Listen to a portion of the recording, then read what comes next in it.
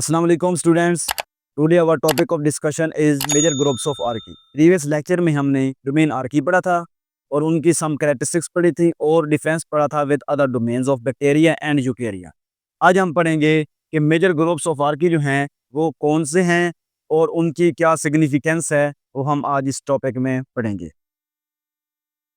First one is methanogens.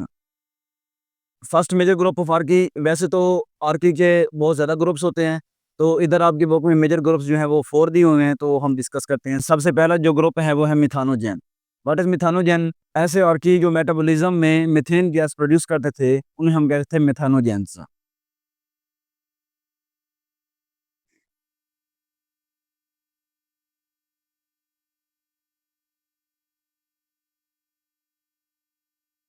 Methane gas as metabolic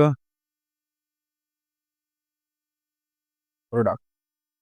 ठीक है, कि जो मीथेन गैस प्रोड्यूस करेंगे एज अ मेटाबॉलिक प्रोडक्ट उसे हम कहेंगे मिथानोजेंस। हेलो बैक्टीरिया में अगर हम देखें, जो हेलो है इसका मतलब है सॉल्ट और सेलाइन या अल्कलाइन। ठीक है, ऐसे बैक्टीरिया जो साल्टी इन्वायरमेंट सेलाइन इन्वायरमेंट के अंदर रहते हैं उन्हें हम कहते हैं हेलो बैक्टीरिया। दे लिव इन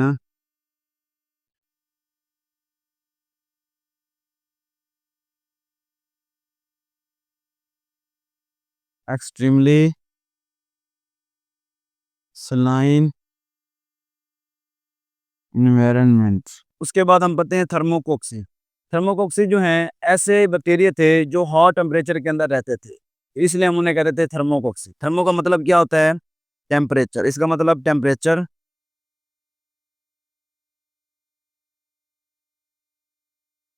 तो ऐसे आर्की बैक्टीरिया जो हॉट टेम्परेचर के अंदर रहते थे उन्हें हम कहते थे thermococcales. They live in hot environment.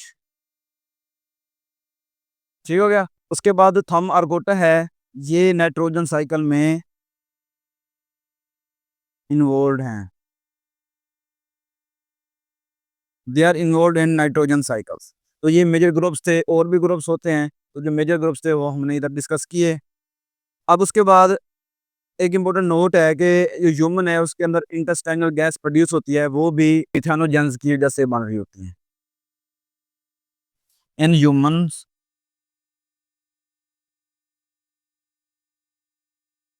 Intestinal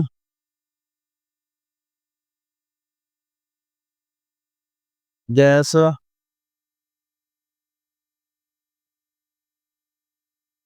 produce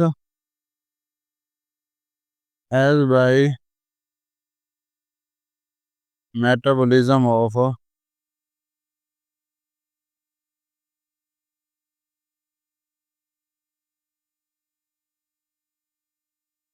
methanogens.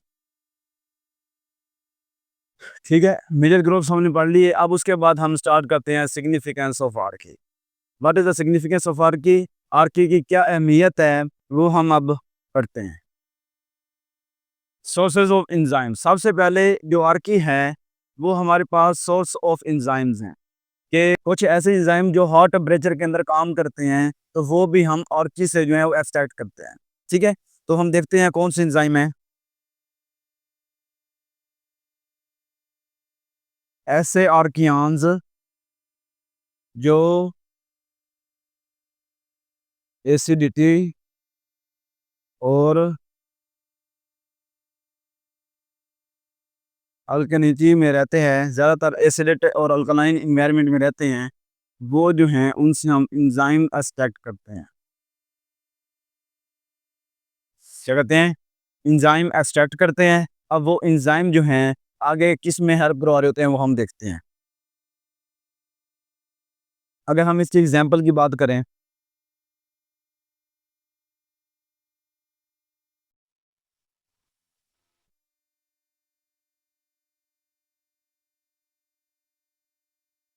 Enzyme for DNA replication वो कहाँ से एक्सट्रैक्ट किया जाता है? इन आर्कियन से एक्सट्रैक्ट किया जाता है।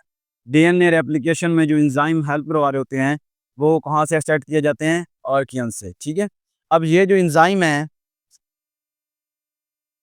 ये हॉट टेम्परेचर को बेयर कर सकते हैं। ठीक है, जब ये हॉट टेम्परेचर को बेयर कर सकते हैं तो हम लेबोरेटरी के अंदर डीएनए क्लोनिंग करेंगे जो कि क्या होगी? रैपिड होगी।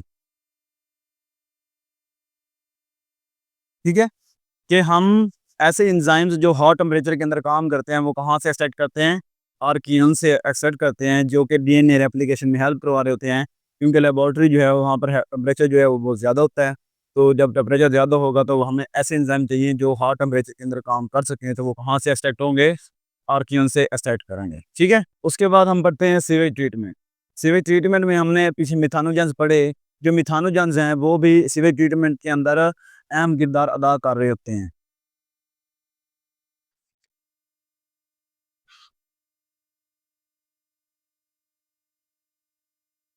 Methanogens play vital role in sewage treatment।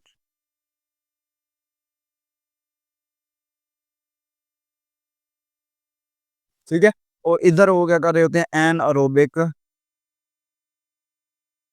Digestion करवा रहे होते हैं जिसके रिजल्ट में बायोगैस प्रोड्यूस होती है। ठीक है, ये इसकी इंपॉर्टेंस थी इन सीवेज ट्रीटमेंट। अब उसके बाद कुछ ऐसे ऑर्गेन्स होते हैं जो मेटल्स को एक्सट्रैक्ट कर रहे होते हैं फ्रॉम ओर्स। एसिडोफिलिक बैक्टीरिया होते हैं जो क्या कर रहे होते हैं? एक्सट्रैक्ट कर रहे होते हैं metals such as gold, cobalt, copper from ores during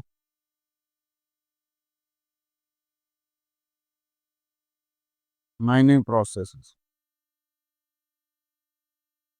ठीक है, तो जो मेटल एक्सट्रैक्ट कर रहे होते हैं वो भी एसिडोफिलिक बैक्टीरिया होते हैं। ऐसे बैक्टीरिया जो ज़्यादातर एसिडिक एनवायरनमेंट में होते हैं, तो वो क्या करवा रहे होते हैं? मेटल्स को एक्सट्रैक्ट करा होते हैं फ्रॉम ओर्स मदनियात से। ठीक है, तो ये हमारे पास कुछ अहमियत थी आर्कियंस की और कुछ मेजर ग्रुप्स हैं वो हमने पढ़े।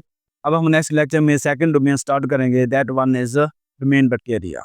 ओके जी, खुदा हाफिज़, नेक्स्ट लेक्चर में मिलते हैं।